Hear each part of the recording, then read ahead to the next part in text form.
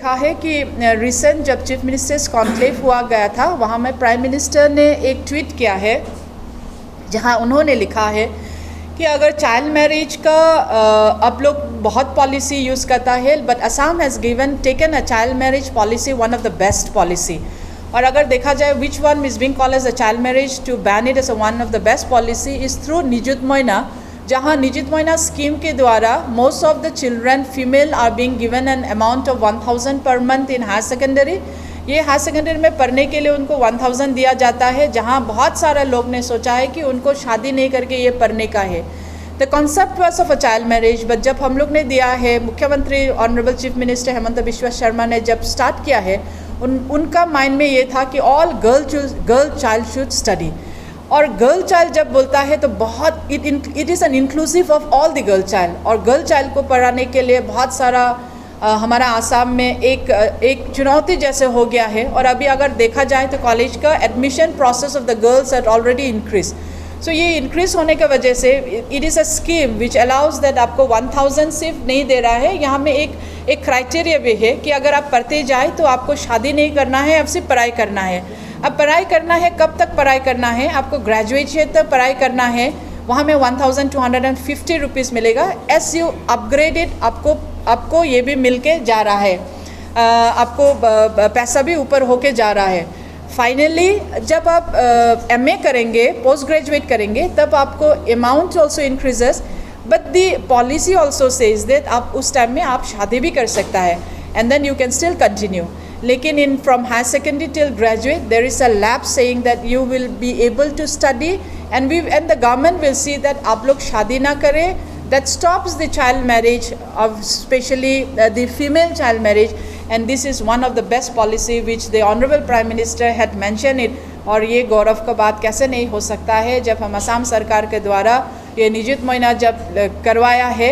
There must have been so many speculations, but आज this is one of the model which is looked after by the India government। Not only that, पिछले साल में भी हमने देखा था कि जब आंगनवाड़ी सेंटर्स बनाया गया है, These Anganwadi centers in all the constituency, all the 126 MLAs were being given, and ये Anganwadi center के द्वारा भी it was being looked after by other state as one of the major sector where the child development is being looked after.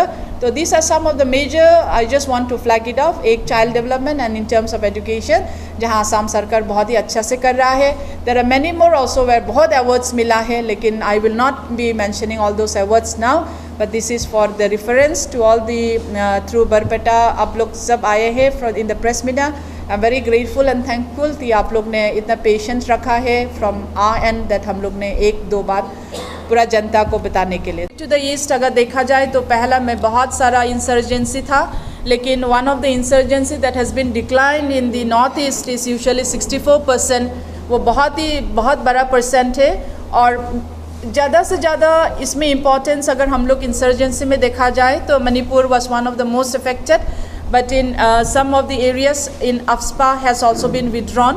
ये 75% areas में withdrawn हो चुका है।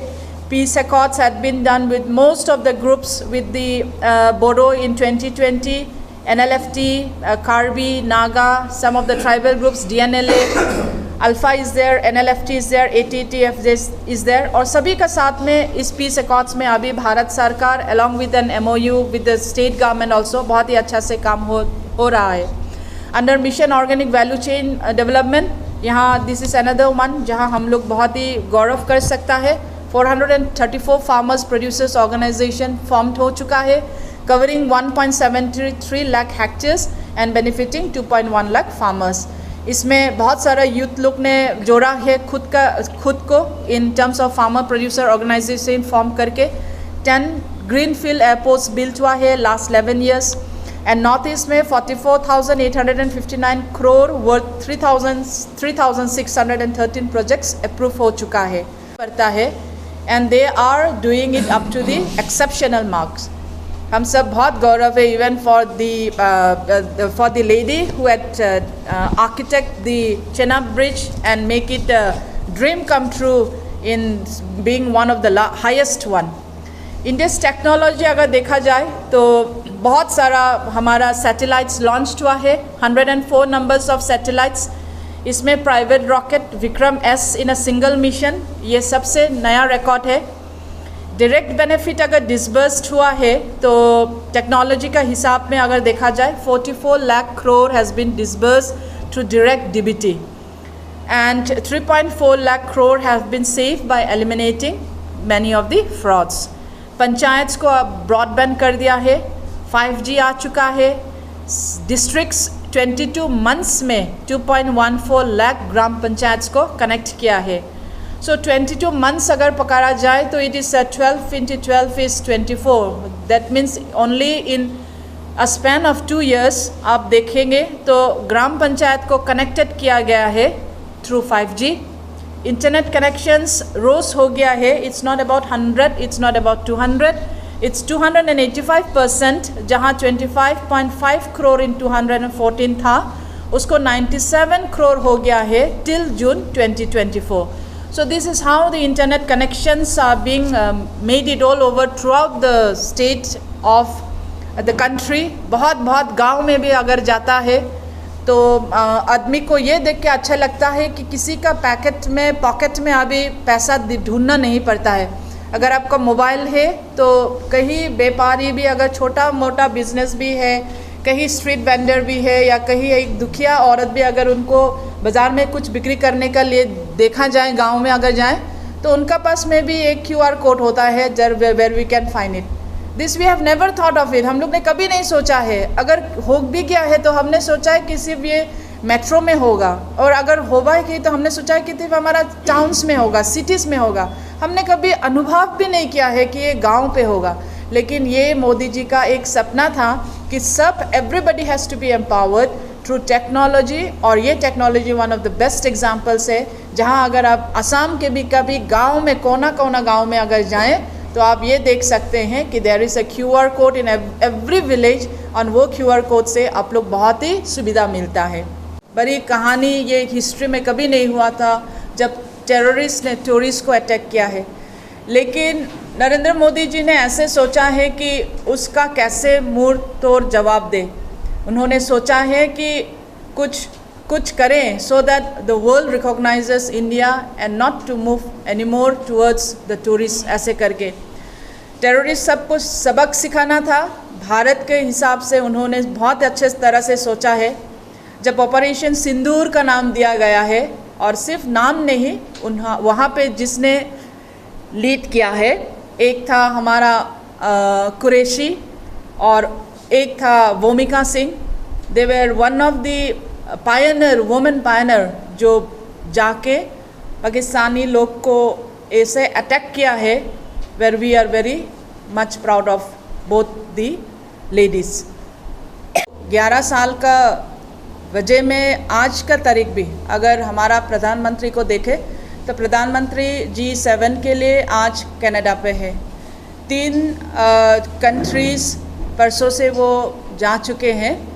ऐसे ही अगर फॉरेन कंट्रीज़ को अगर देखें तो हमारा प्रधानमंत्री जहाँ भी जाए, अभी भारत का नाम ऐसे करके रखा है कि जो देश पहला हमारा भारत को वीज़ा भी नहीं देते थे, अभी उनके द्वारा वीज़ा के बात तो दूर बहुत आगे पहुंच चुका है।